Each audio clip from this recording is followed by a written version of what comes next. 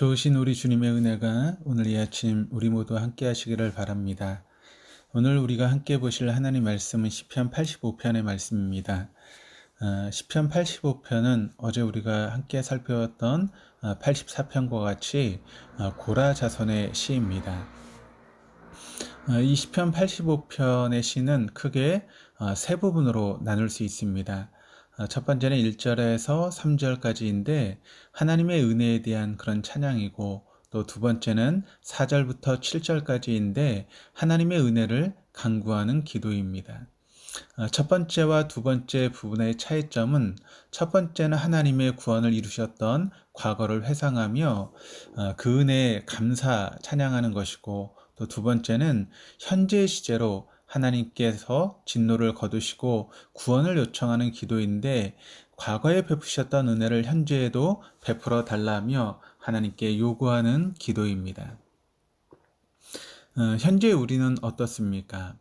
현재 하나님의 진노 아래에 있어서 그 진노로 인한 고난을 견딜 수 없다고 한다면 마땅히 하나님께 기도해야 할 것입니다. 고난의 원인은 다양할 수 있습니다. 하지만 크게 나누어 보면 죄로 인한 고난과 의로 인한 고난으로 구분할 수 있습니다. 우리가 그러니까 고난을 받을 때 어떤 종류의 고난인지 판단하기란 그러나 말처럼 쉬운 것은 아닙니다. 확연히 구분이 되는 것도 있겠지만 대부분은 고난의 원인을 쉽게 구분하기가 어렵습니다. 고난 당할 때 그 고난이 죄로 인한 고난인지 아니면 의로 인한 고난인지 고민할 정도라면 그 사람은 하나님의 뜻대로 살아가려고 나름대로 애쓰는 자라 할 수 있습니다. 오늘 시편 85편의 표현을 빌리자면 그런 사람은 9절에 언급된 하나님을 경유하는 자가 되려고 애쓰는 자라고 할 수 있습니다. 오늘 시편 85편의 시를 보면 시편 기자는 자신이 당한 고난이 떠나가기를 간구하는 것이 아니라 자신이 속한 공동체가 겪고 있는 고난에 대해서 하나님께 호소하고 있는 것입니다. 그렇다면 이 공동체가 당한 고난의 원인은 무엇일까요? 죄로 인한 고난일까요? 아니면 의로 인한 고난일까요? 시편 기자가 간구하는 내용을 관찰해 보면 고난의 원인을 죄로 볼 수 있습니다. 그러니까 죄로 인한 고난을 당하고 있다는 것을 여러 부분에서 우리가 발견할 수 있게 되는데, 한번 몇 가지를 한번 생각해 보고 살펴보면, 첫째, 시편 기자가 과거를 회상하는 내용인데 1절에 야곱의 포로된 자들이라고 그렇게 이야기를 하면서 그 야곱의 포로된 자들을 돌아오게 하셨다라고 표현하고 있습니다. 야곱의 포로된 자들의 귀환이 역사적으로 정확하게 언제인지는 알 수는 없습니다.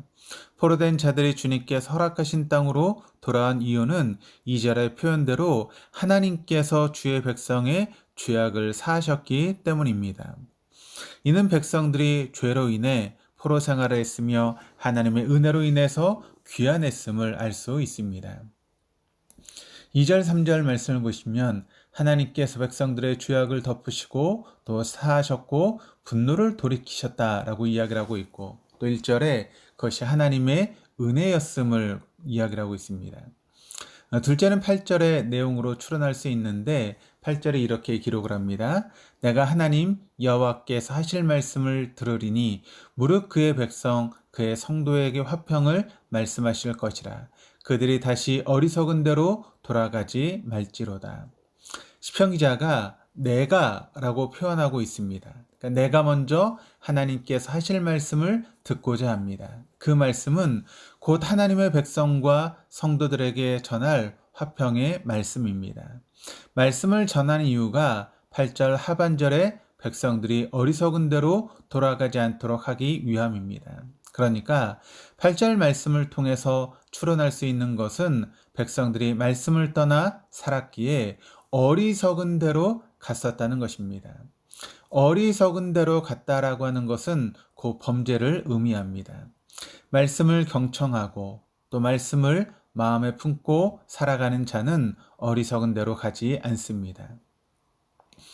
우리 어리석음은 말씀을 듣지 않고 말씀을 품지 않고 살아갈 때 발생됩니다. 하나님의 말씀을 듣고 또 말씀을 마음에 품고 살아가는 자가 지혜로운 자인 줄 믿습니다. 좀 더 구체적으로 보자면 여호와를 경외하는 자가 지혜로운 자입니다. 여호와를 경외하는 자는 여호와의 말씀을 경청하고 그 말씀 마음에 품은 자입니다. 그래서 여호와를 경외하는 자가 구원을 받을 수 있습니다. 9절에 그의 구원이 그를 경외하는 자에게 가까우니라고 시편 기자가 표현하고 있습니다. 이와 같이 우리도 시편 85편에 언급된 백성들처럼 죄로 인한 고난을 당할 수 있습니다. 우리 인생을 돌이켜보면 과거 하나님의 은혜로 나 같은 죄인 죄사함을 받았습니다. 주님을 영접하고 그리고 감사의 눈물을 흘렸습니다. 하지만 예수님을 나의 구주로 영접하고 또 그렇게 살아가면서도 죄의 본성을 완전히 버리지 못했기에 우린 여전히 범죄하고 있는 것 아니겠습니까? 크든지 작든지 우리는 죄를 범하게 되는데 그때 우리에게 필요한 것은 오직 주님만을 바라보며 용서를 구해야 한다는 사실입니다. 주님만이 나의 죄를 사하실 수 있습니다. 죄로 인한 고난을 당할 때마다 나의 의지와 자기 선으로는 결코 죄로부터 완전히 벗어난 삶을 살아갈 수 없음을 자각하고 오직 의지할 자가 주님뿐임을 깨닫게 되기에 주님을 온전하게 주인으로 모실 것을 다짐하게 됩니다. 오늘 시편 85편을 통해 우리는 죄로 인한 고난을 당할 때 하나님의 인자하심을 바라보며 기도해야 함을 깨닫게 됩니다.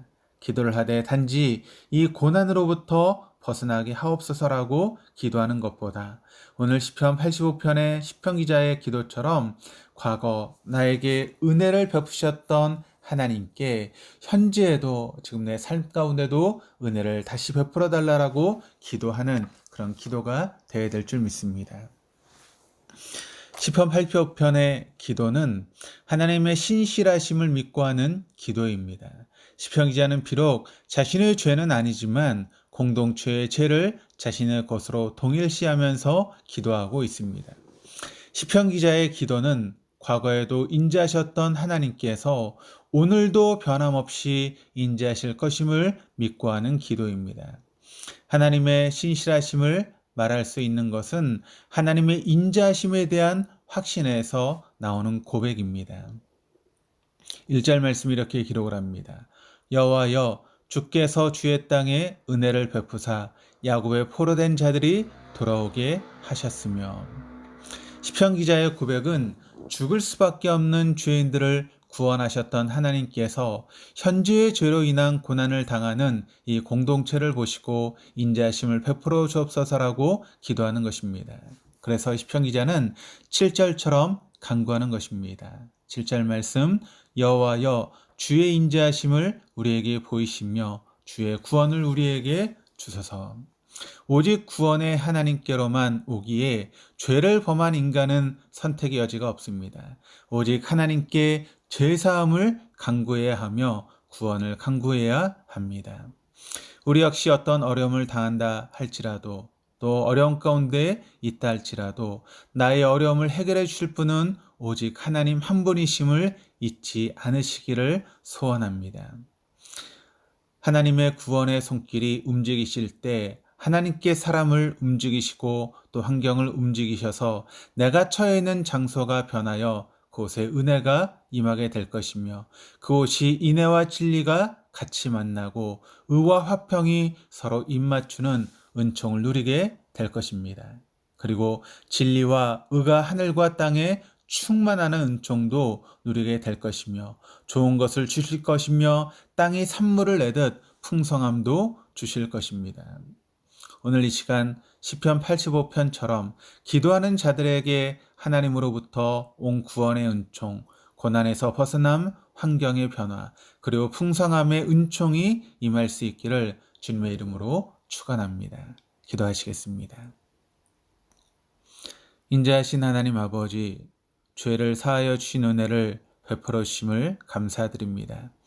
예수님을 십자가에 달리시기까지 저희들을 구원하신 아버지를 생각하며 죄를 짓지 않고 살아야 하지만 주님을 주인으로 모시기에 자아가 너무나 강해 허물과 죄를 범하게 됩니다.